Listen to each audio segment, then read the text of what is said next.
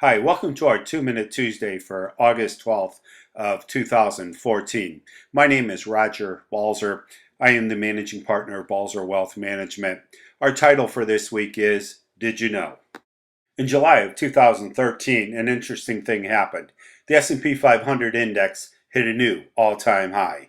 And in the next 13 consecutive months, it's managed to hit a new high each and every month. So for 13 months in a row, the S&P 500 has hit a new high. This has happened only once before, from February of 1995 through February of 1996, another 13-month period. There was a 10-month period from November of 85 through August of 86 that the S&P 500 did the same thing, but that was only 10 straight months. There were several instances of 8 straight months where we saw new highs made in 1982 to 1983.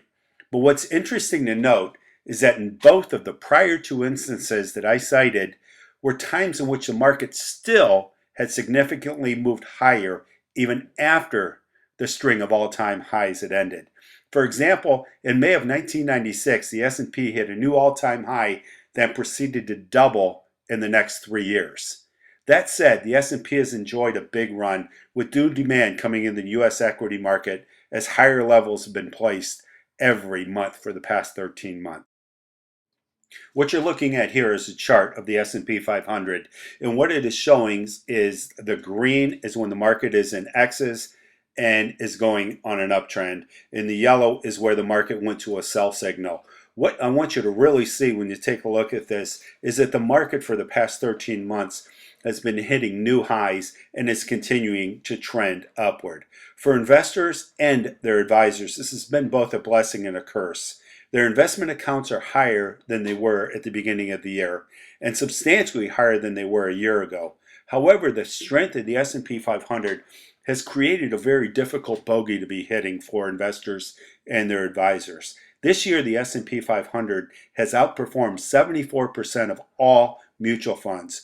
Today, there are more than 19,000 mutual funds and exchange-traded funds, some of which employ what's called leverage. But for those that are in the market in the 70s or in the 90s, this is a very similar and eerie picture to what we had from that period. It was great that the market was going up, but at some point in time, as advisors and investors, we need to remember that the market can go down also again. This is a curse that comes along with this blessing. However, having said that, so far this year, the equity market has not pulled away from other major investment options in terms of performance. But the ability to consistently produce new highs is suggesting that demand is firmly in control of this market. In the past couple of weeks or so, the market's had a couple of bad days, but is yet to produce a significantly bad month or produce a major change in the trend of the market. The overall market has been resilient on a scale that's rarely been matched throughout history. And when the trend changes, we will notify you and we will change. As always, remember that any of the securities mentioned in this video are not a recommendation to buy or sell, and they also do not represent specific recommendations of Balser Wealth Management.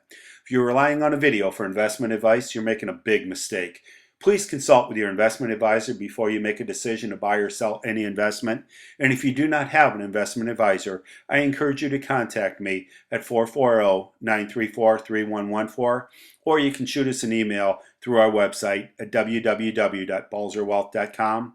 As always, make it a great week, and we look forward to seeing you next week. If you have any questions, please don't hesitate to contact us.